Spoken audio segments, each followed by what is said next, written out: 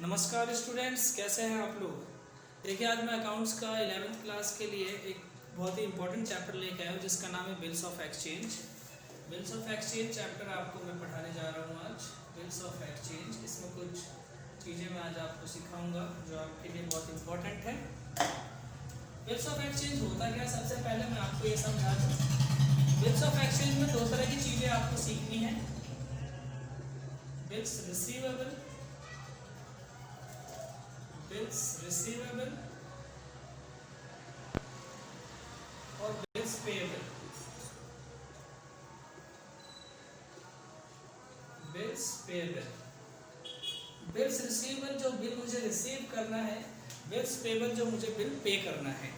ठीक है, इसमें मैं आपको बता दूं किन के बीच होती है। ये सेलर और परचेजर के बीच डील होती है। मतलब मान लो कोई आदमी आपसे गुड्स परचेज करने आया और आपसे बोलता है कि मुझे उधार चाहिए, लेकिन आप कहते हो उधार तो मिल जाएगा लेकिन यार मुझे पैसों की अभी ज़रूरत है। तो आप क्या बोलोगे, चलो एक बिल लिखते हैं जिससे हम क्या करेंगे, ट्रांजैक्शन हो जाएगी। तो दो तरह के बिल होते हैं, एक बिल्स ऑफ एक्सचेंज, एक नॉर्मल बिल होगा, ठीक है, जिसे बिल बोलेंगे। एक होगा प्रोमिसरी नोट, एक होगा प्रोमिसरी नोट। प्रोमिसरी नोट क्या होता है, एक प्रॉमिस होता है जो पे करने के लिए दिया जाता है। तो सबसे पहले मैं बिल्स रिसीवेबल का मतलब होता है ये जो बिल मुझे मिलना है, इसलिए ये असेट्स है और ये है लायबिलिटी आपकी एक तरीके से, अगर आप पे करेंगे तो। ठीक है, असेट्स क्यों है असेट्स, क्योंकि कोई ना कोई डेटर होगा हमारा, डेटर से मुझे मिलेगा ये पैसा और ये क्रेडिटर को हमें लिख के देना होता है। ठीक है, क्रेडिटर से रिलेटेड होता है और ये डेटर से रिलेटेड होता है, ये याद रखना है। तो सबसे पहले मैं आपको बता दूं इसकी पार्टीज कितनी होती है। पार्टी का मतलब होता है कि इसमें कितने मेंबर या कितने तरीके की पार्टीज होंगी। तो सबसे पहले एक होता है सेलर, गुड्स को सेल करता है जो। एक होता है बायर, जो गुड्स को बाय करेगा। ठीक है, सेलर और बायर, सेलर और बायर। लेकिन यहाँ पे सेलर और बायर नहीं होता। मान लो इसने गुड्स इसको सेल करी है, इसका मैं नाम दे देता हूँ, इसका नाम दे देते रंगा और इसका नाम दे देते बिल्ला। रंगा ने बिल्ला को गुड्स बेची हैं, ठीक है। तो रंगा ने बिल्ला को जब गुड्स बेची तो वो बायर हो गया, सेलर हो गया। ये कहेगा पैसे, वो कहेगा पैसे नहीं है। क्या करना है, एक बिल लिखना है। तो बिल जो ड्रॉ करेगा, जो बिल लिखेगा, ड्रॉवर बोलेंगे उसे। ड्रॉ कौन करेगा, ड्रॉ BR ड्रॉ करेगा ये आदमी सेलर। सेलर इससे कहता है बिल लिख लो। तो बायर बोलता है, बिल्ला बोलता है रंगा से कि बिल लिख लो। तो ड्रॉवर क्या करेगा, मतलब जो रंगा है वो बिल लिखेगा, उसे बोलेंगे drawer. Drawer who writes the bill, who writes the bill, drawer. Who is called drawer, drawer who writes the bill is called drawer. ठीक है, कोई पूछता है who is drawer, you can say that who writes the bill is called drawer. फिर इसमें एक term आती है ड्रॉई। ड्रॉई, what is the meaning of ड्रॉई। ड्रॉई का मतलब ये बायर जो है, या इसे एक्सेप्टर भी कहते हैं बच्चों, एक्सेप्टर। ये क्या करेगा, बिल लिखेगा, बिल लिख के दे देगा बिल्ला को, बिल्ला उसमें अपने साइन कर देगा। बिल्ला वाले जब वो साइन कर देगा तो ये एक्सेप्ट कर लेगा, इसका मतलब ये एक्सेप्ट कर लेगा। ठीक है, तो ये एक्सेप्टर या फिर इसे ड्रॉई कहेंगे। ठीक है, तो इसमें क्या लिखोगे ड्रॉई के में, who accepts the bill, who accepts the bill, accepts the bill. उस बिल में क्या लिखा होगा, उस बिल में क्या लिखा होगा, सबसे पहले आपको ये भी पता होना चाहिए। उसमें ये लिखा होगा कि मैं बिल्ला इतने दिनों बाद रंगा को इतने रुपए दे दूंगा, या ये रंगा अपने बिहाफ पे भी लिख सकता है कि बिल्ला मुझे इतने रुपए इतने दिनों बाद दे देगा और वो साइन कर देगा। लेकिन बिल्ला के बिहाफ पे ही लिखा जाता है, लिखता ड्रॉवर है लेकिन लिखेगा क्या, बिल्ला, कि मैं बिल्ला इतने दिनों बाद रंगा को इतने रुपए दे दूंगा। ठीक है, ड्रॉवर समझ आया, ड्रॉई समझ आई। इसमें एक और चीज होती है पेई। पेई, यहाँ पे मैं अभी अकाउंट, इसमें जो यूज होने वाली टर्म्स है वो बता रहा हूँ। पेई, पेई का मतलब है फाइनल में जो अमाउंट रिसीव करेगा उसे हम पे कहेंगे। Who gets final payment, who gets या who receives final payment, who receives final payment from who, drawer. ठीक है, फ्रॉम होम, ड्रॉवर। जो भी फाइनल पेमेंट मुझे मिलेगी ड्रॉवर से वो पे ही होगा।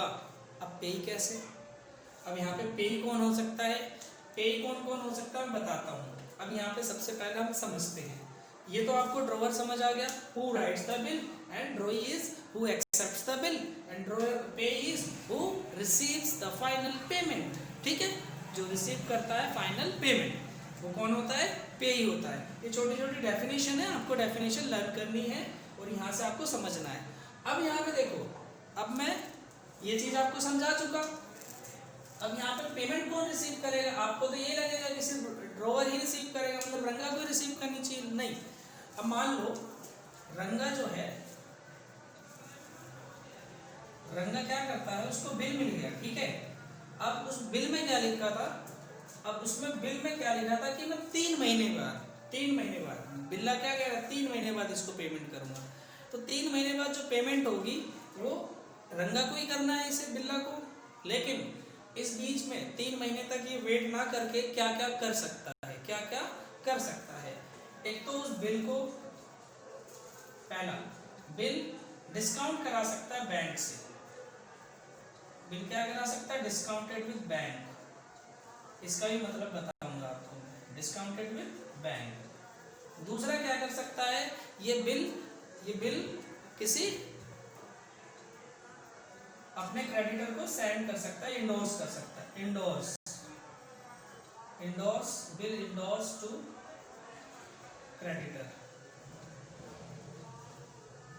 थर्ड होता है bill send for collection, bill send for collection. वैसे तो है तो 4 केस, पहला केस तो बिल खुद ही उसको मिलेगा, पहला केस वो हो गया। तो ये चीजें वो करा सकता है। मैं सबसे पहले आपको बिल डिस्काउंटेड विद बैंक का मतलब बता दूं।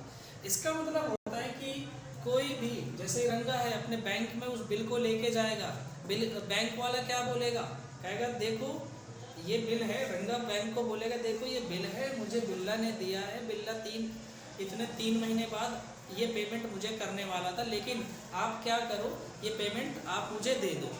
तो बैंक कहेगा ओके मैं बिल्ला से ले लूँगा पैसे। लेकिन बैंक बिना फायदे के काम नहीं करता, बैंक क्या करेगा, इसमें डिस्काउंट काटेगा। मान लो 10,000 का बिल था तो उसमें कुछ बैंक का अपना चार्ज होता है, इंटरेस्ट रेट होता है, वो उस हिसाब से काट लेगा। मान लो 500 रुपये काट लिए तो 9,500 किसको दे देगा, रंगा को दे देगा, रंगा का काम बन गया। फिर 3 महीने बाद जो बिल्ला है वो किसको पैसे देगा, बैंक को देगा। अब यहाँ पे देखो बैंक, पेई कौन होगा, यहाँ पे मैं पेई बताऊंगा आपको। पेई का मतलब समझाने के लिए मुझे ये सब लिखना पड़ रहा है, पेई कौन होगा। अब यहाँ पे bill discounted with the bank, तो फाइनल पेमेंट कौन रिसीव करेगा लास्ट में, बैंक। तो यहाँ पे कौन होगा, ये बैंक होगा। ठीक है, समझ आ गया। पहले वाले केस में अगर रंगा इस बिल को क्या रखता, अपने पास ही रखता, तो यही रंगा ही होता। फिर दूसरे वाले केस में कौन होगा फाइनल पे ही, क्रेडिटर। अब मान लो क्रेडिटर ने किसी और को इंडोर्स कर दिया तो फिर वो होगा फाइनल। इसमें क्या होगा, बिल सेंड फॉर कलेक्शन में, इसमें भी बैंक होगा। आई होप आपको ये समझ आ गया होगा पे का मतलब। पे का मतलब who receives the final payment called पे। ठीक है, अब मैं आपको आगे बढ़ाता हूँ। चलिए आगे मैं आपको यहाँ पे मैच्योरिटी डेट बता दूं। मैच्योरिटी डेट क्या होती है, सबसे पहले मैच्योरिटी डेट और एक होती है ड्यू डेट।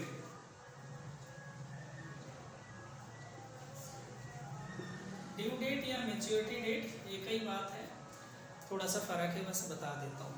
अब देखो मान लो मैंने 1 जनवरी को कोई बिल लिखा, ठीक है, और उसमें 2 मंथ बाद मुझे पेमेंट मिलेगी। 2 मंथ बाद 1 जनवरी 2019 को कोई बिल लिखा गया, ये 20 कर लेते, 20 चल रहा है तो ठीक है, 2 मंथ बाद मुझे पेमेंट मिलेगी।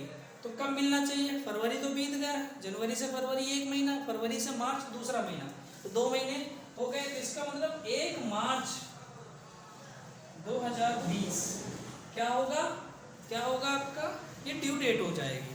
ठीक है, लेकिन हो सकता है 1 तारीख को कुछ काम हो, आपको ना पेमेंट कर पाओ या बैंक बंद हो, तो 1 तारीख हटा दो। ठीक है, 2 तारीख को भी कुछ काम हो सकता है।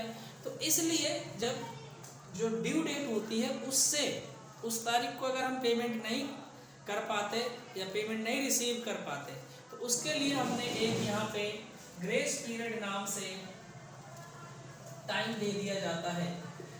ग्रेस पीरियड या ग्रेस टाइम का मतलब होता है इसमें कुछ दिन एक्स्ट्रा दे दिए जाते हैं, जिसको हम कहते हैं 3 डेज। तो 3 डेज उसमें ऐड कर देंगे। 1 मार्च के बाद 3 दिन और मिल गए, तो 4 मार्च 2020 आपकी क्या हो गई, ये हो गई मैच्योरिटी डेट। ठीक है, ड्यू डेट कह सकते हो, मैच्योरिटी डेट कह सकते हो। बिल मैच्योर कब हुआ था? 1 तारीख को मैच्योर, 1 मार्च को मैच्योर हो गया था। फिर उसके बाद आपको ड्यू डेट कितनी मिल गई? आपको 3 तारीख, 4 तारीख, मतलब 4 तारीख आपको मिल गई। ठीक है, तो मैच्योरिटी डेट वो होती है जब आपको पेमेंट करनी होती है, और ड्यू डेट वो होती है जिसमें आपको 3 दिन एक्स्ट्रा मिल जाए, या मैच्योरिटी डेट भी यही मान सकते हो, दोनों का मतलब एक ही है। ठीक है, लेकिन कुछ केसेस होते हैं, कुछ केसेस क्या होते हैं कि जब मैच्योरिटी डेट होती है, मतलब जो ड्यू डेट होती है, उसमें ग्रेस पीरियड जब आप लिखोगे, अगर कोई नेशनल हॉलीडे है तो वहाँ पे फिर आपको 1 दिन पहले पेमेंट करनी पड़ती है। ये नहीं कि आपने ग्रेस पीरियड 3 दिन ले लिया तो 3 दिन के बाद आपकी डेट आ रही है 16, तो 16 या 15 को पेमेंट करेंगे, 15 में नहीं करेंगे। मान लो आपने आपकी 3 दिन ऐड करने के बाद भी डेट कब आ रही है? 15 अगस्त आ रही है, तो 15 अगस्त को पेमेंट नहीं करनी है, आप 15 अगस्त को कर ही नहीं सकते, क्योंकि उस दिन नेशनल हॉलीडे होता है। तो नेशनल हॉलीडे से पहले 1 दिन पहले ही आपको पेमेंट करनी पड़ेगी। तो आई होप आपको मैच्योरिटी डेट का और जो मैंने ड्रॉ और ड्रॉइंग उनके बारे में समझाया आपको समझ आया होगा। मैं नेक्स्ट वीडियो में आप लोगों को उनकी अकाउंटिंग एंट्रीज बताऊंगा। Thank you.